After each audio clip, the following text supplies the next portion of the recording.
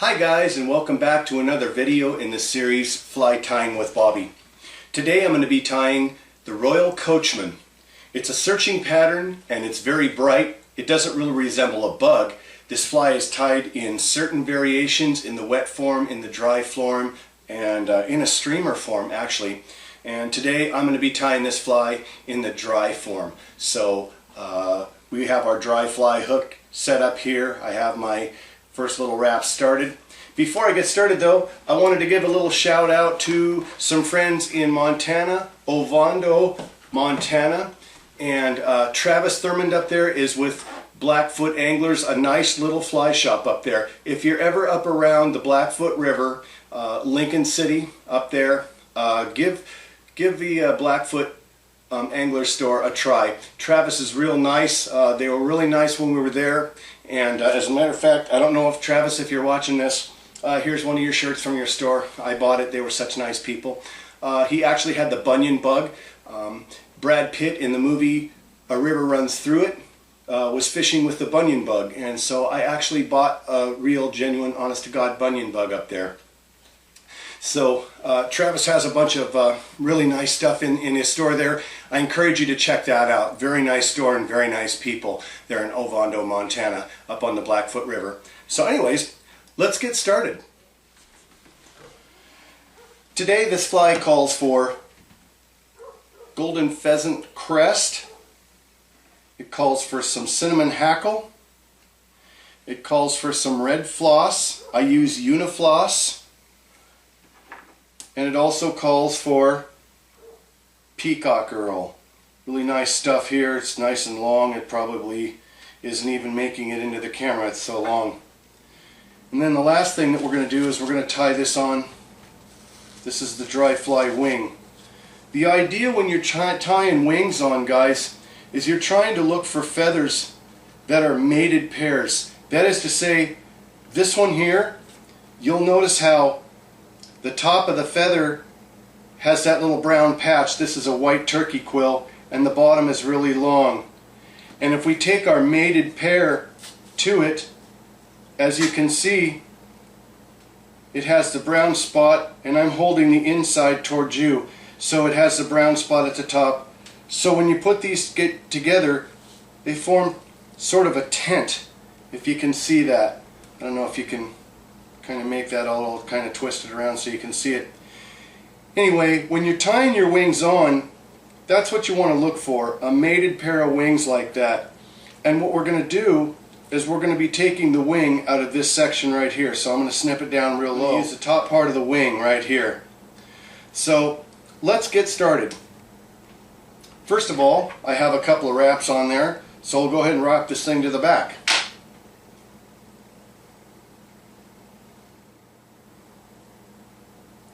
Okay, now you'll see that I've taken the thread back to about this point on the hook right here. When I let the thread hang free, it hangs right across the barb, and that's where I want to stop the thread. So whenever I run my thread back, I stop it at the barb. Now, we're going to pull out some golden pheasant crest here and tie that in. And I like the shorter stuff down at the bottom. I wouldn't want to take this big long stuff because you can really use that in some other flies, where on these little dry flies you really kind of want that smaller feather on there. So let's just go ahead and pull out a couple of feathers here. Okay, I have my feathers, and you'll notice that I've taken two feathers, and what I did was sandwich them together. And then see there how they've come apart. I can push them back together just like that. So what I'm going to do is I want to get the little black stripe past the end of the hook. So I'm going to tie this in just like that. So we can still see that last little stripe right here, and we can really see this black part right here. That's where we want to tie it in.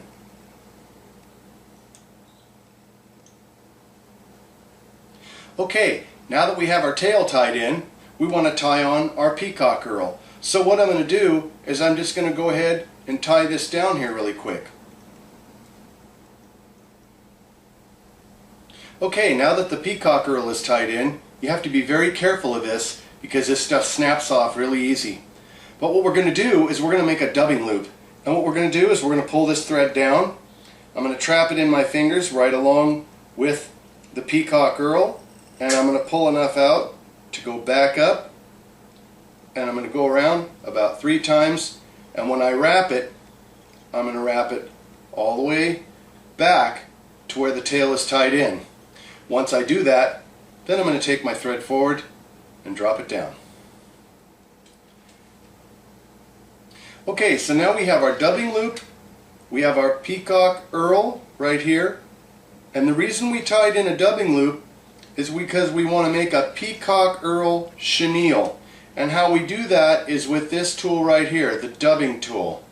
What we do is we go through the loop, grab that peacock chenille, the peacock earl, come down to the end of the loop, and just put some pressure on it. Then we go ahead and spin that up.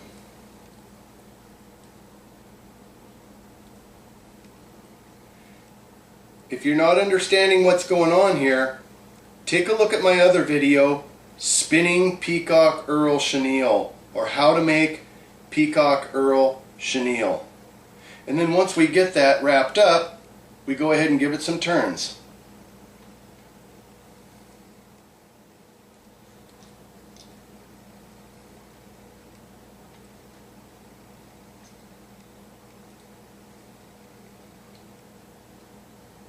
Once we have the peacock earl chenille wrapped around about 5 or 6 good times to make a little body there, we go ahead and tie that off. So I'm going to tie it off in front, and then I'm going to tie it off in the back. About 3 wraps on each is going to be sufficient. And I'll just go a couple more here for good measures. And then I'll go ahead and I'll cut that.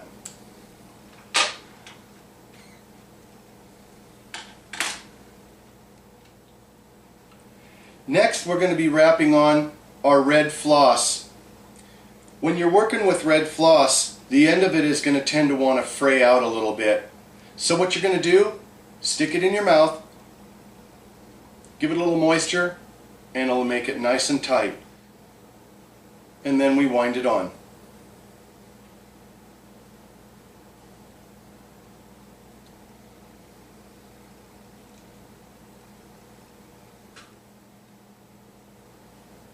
Once we have our floss wrapped around and it's nice and even, we'll go ahead and tie that off.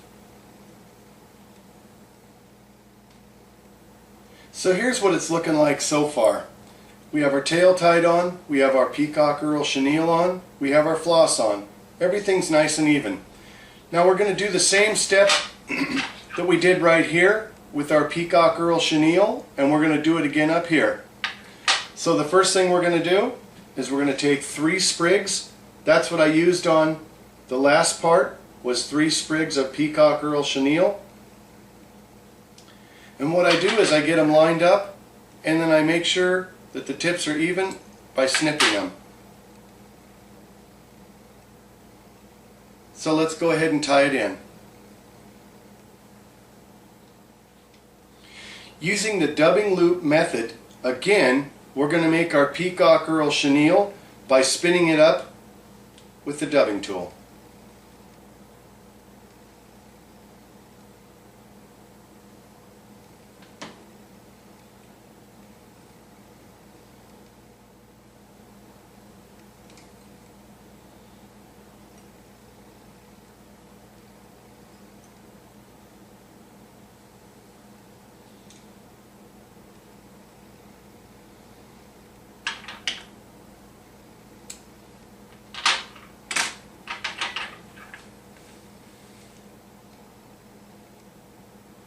Once we have our chenille tied on, now you can see the fly starting to take shape.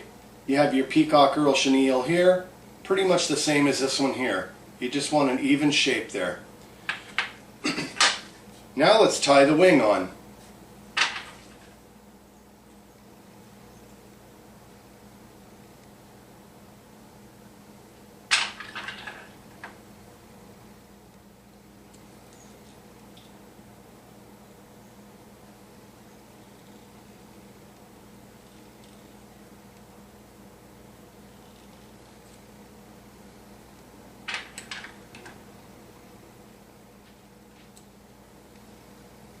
if you'll notice, my wing stands nice and high, and that's what you're looking for. You don't want a wing that lays back. This is a dry fly, so you want it to stand up nice and high. The whole point of this fly is visibility.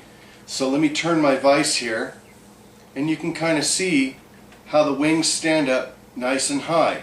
Now how I did that was I tied them on from the front here. I tied them on, but then once they were secured down, I went behind them with some wraps, and I kind of slowly worked the thread forward behind the feathers, pushing them in an upward motion like this. So when you're done, this is how they should look. Your wings should stand up in a V pattern, and they should be nice and high. And what you do when you lay your wings on, it's a little bit tricky to do it first, but after you do it a couple times, it'll become very easy. You just lay the feather on one side, tie it on, and lay the feather on the other side and tie them on individually. Now you can go in between them as well. I'm not going to do that here because sometimes it tends to squish the feather down and it can end up splaying out on you. So I only tie them on in this fashion right here. The last thing that we need to do on this Royal Coachman here is to put some cinnamon hackle on it. And so I've picked out a little hackle feather here. And I don't want the really extremely long stuff, the bushy stuff. I mainly want some of this stuff down here. So I'm going to go ahead and cut this.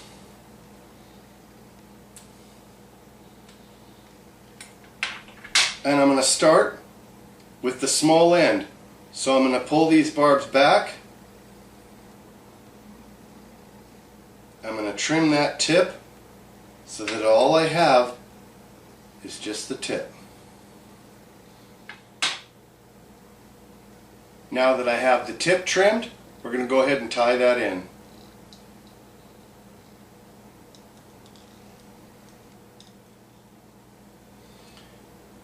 Using my hackle pliers, I'll make sure that the good side of the feather is on the front and the bottom side, or the part where the feather curves back and down, is towards the back of the fly. And then I'll go ahead and wrap it.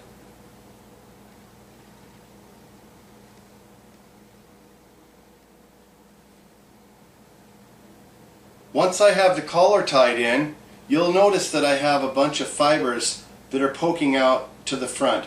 So I'll go ahead and I'll cut those off.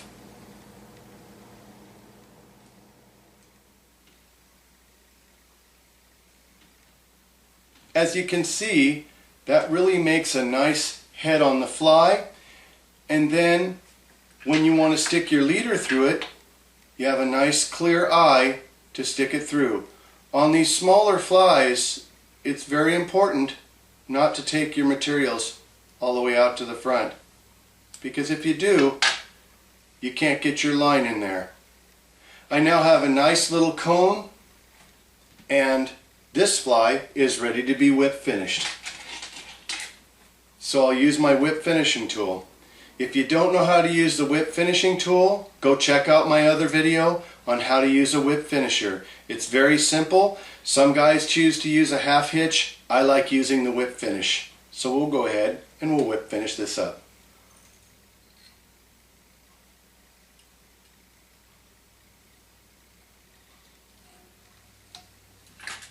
There's the Royal Coachman.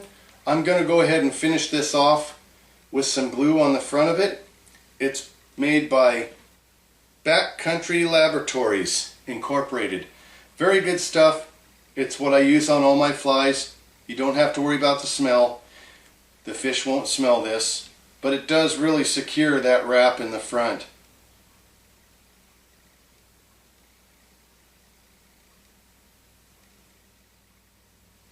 And there you go, guys. There's the Royal Coachman.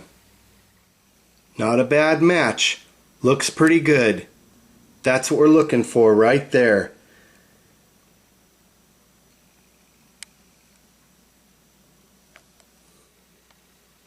This is a really good book, American Fly Tying Manual, written by Dave Hughes. He's a great fly tyer and a great fly fisherman. I met him at a couple of seminars where he tied flies, and he did a really good job, and I really learned a lot for him. So Dave, if you're watching this, I'm pushing your book for you, and you really taught me a lot. That's the end of my fly tying video here. Thanks for joining me today. Have a good day, guys.